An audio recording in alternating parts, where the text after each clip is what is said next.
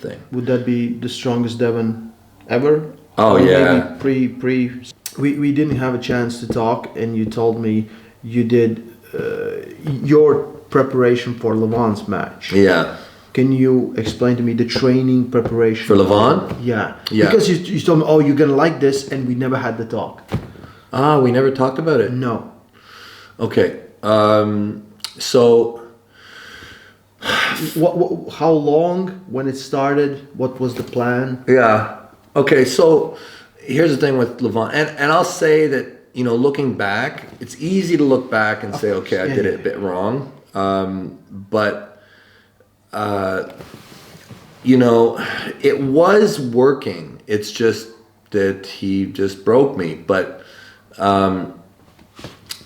so what I did was I banked on the fact, well, the hope that he would play with me. You know, and I thought, okay, it's gonna be conditioning that wins it for me. So what happened was, typically the way I train, the way I've trained for a very long time, is I arm wrestle.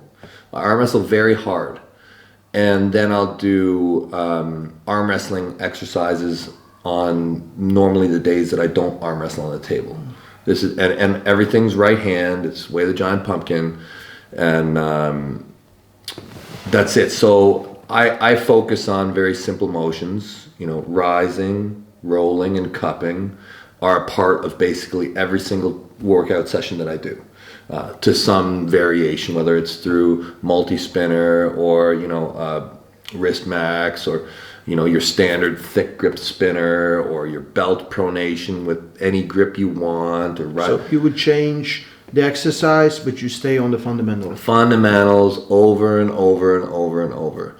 And I was doing circuits, so heavy circuits. Okay, so what happened was, so I've been doing these things for a long time, okay? And I used to look at, when I started to do these circuits, they were kind of like rehab. Okay, so what I would do was I'd arm wrestle, and then on my days off, this is when I moved into a heavy table time kind of way of training. Because there's a lot of ways of training where you put your energy. I used to, when I went to have gym days, sometimes the gym days were really hard, and the gym days would make it so I was not prepared as much for table. Yeah. Right? So when I was getting ready for Michael, I was like, okay, I got to do a lot of table. So I did a ton of table, and on the off days, I was doing rehab. All those motions, light, nothing, good, nice pump, flush the arm. You know, it actually increased my base for volumes. I just become more resilient, heal faster. Anyways, so what happened? I did that for Michael. I did the same thing for John, and I was like, okay, this is working very well. I'm gonna kind of continue it for Levan, because this is the only way I'm gonna beat him anyways, is, you know, table time and arm wrestling and general conditioning. Very simple. And I changed where I put most of the priority in my lifts for the different athletes. Like for Michael, I was like, okay, the most important rise. Yeah. For John, exactly, pronation, right? And for Levan, it would be more cup, but more still rise and back. Yeah, I thought with Levan I was gonna settle in a King's move. Yeah. I was like, okay, the way I'm gonna stop Levan is out here, right? I thought I'm like, there is an option deep in there, because I've seen guys do it. You know, watching all the tape, you know, you see Gennady used to stick that thing. I'm like, he's a big dude, he's big, he might have a problem getting inside his body. There might be a press in there somewhere. I'm like, it's crazy, but, you know, I can't completely discount it. So every once in a while, I'd work a little bit of that. But yeah, my option was King's move. And so what happened was, I was getting ready, I was doing the table time, but what happened was at this point, I was getting very strong, very strong. So whereas I used to go to the clubs and at the end I was like, wow, I'm like, that was a crazy workout. I'm like, that's all I can do. And then I'd recover. Now at the end, easy. Very easy. Easy, yeah. I'd go to clubs, you know, at home or away, and I was like, okay, it's not enough. So there's the story that's going around when Todd Hutchings came, and no video has been out, right? And you pulled with him. Total control. Yeah, I felt really good. Now, here's the thing. So, full story.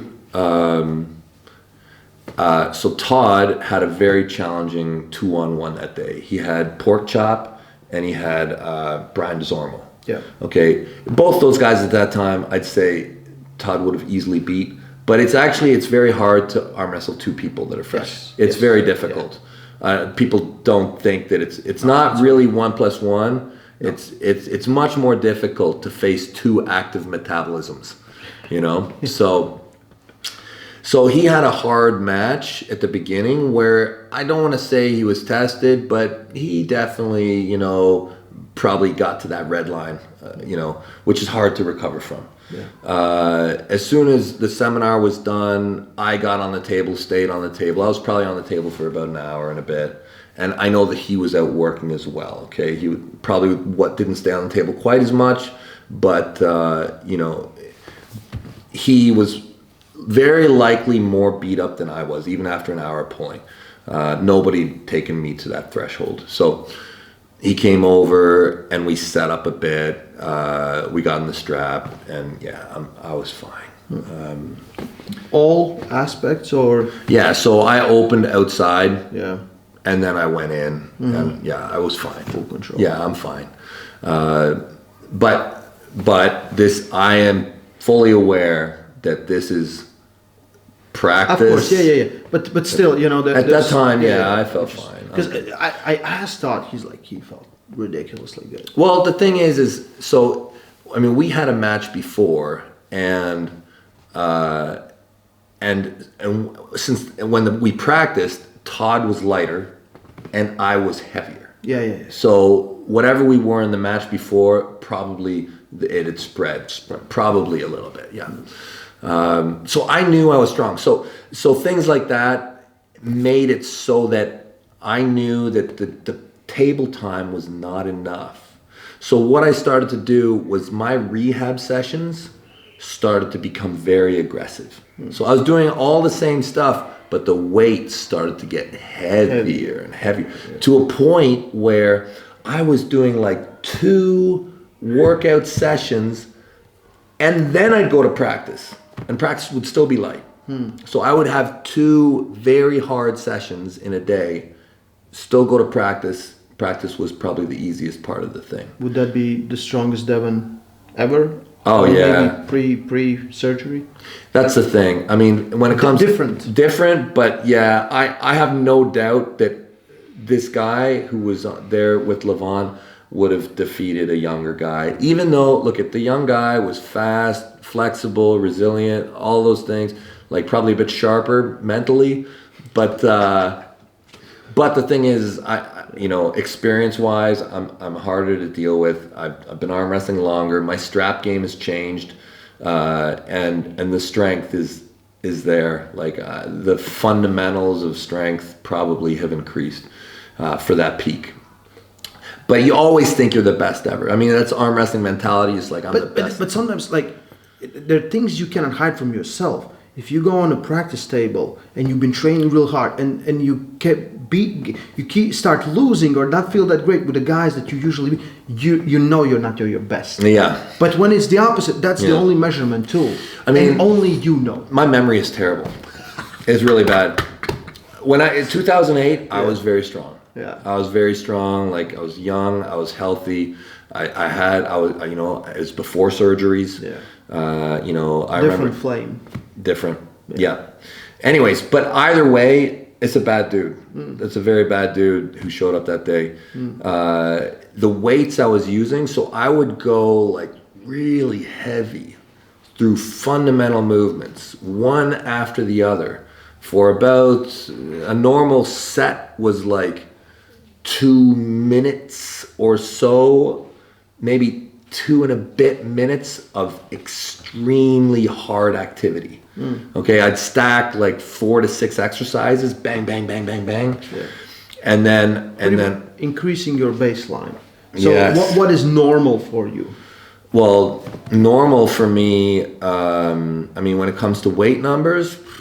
No. I mean, like, by moving up the weight, Yes. you increase your. Absolutely. Yeah, so you know. Yeah. You know. So I was going higher and higher and higher till, you know, my normal stuff, like, just to give you how hard I was working, like at 2 minutes, 2.5 minutes, it was enough to have me like breathing very heavily, like just with arm wrestling motions.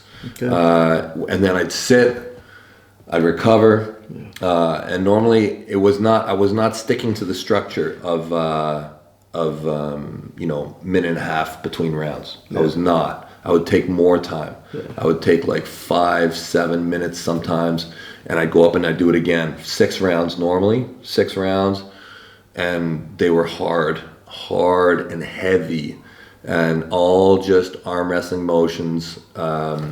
You're alone doing this, or you had anyone? It's me. No, it's in my house. Just you in your head fighting through it, because it's very hard to put yourself to really hard things. It is. You know, alone. It is without hard. Big motivators. It is difficult. You're right. Yeah. It's always but better. It makes you tougher. Well, I do it regardless. Yeah. You know, my whole life I've done it with or without people. It's definitely easier with people for sure. Yeah. But I mean, not all your work's going to be with people. Exactly. Yeah.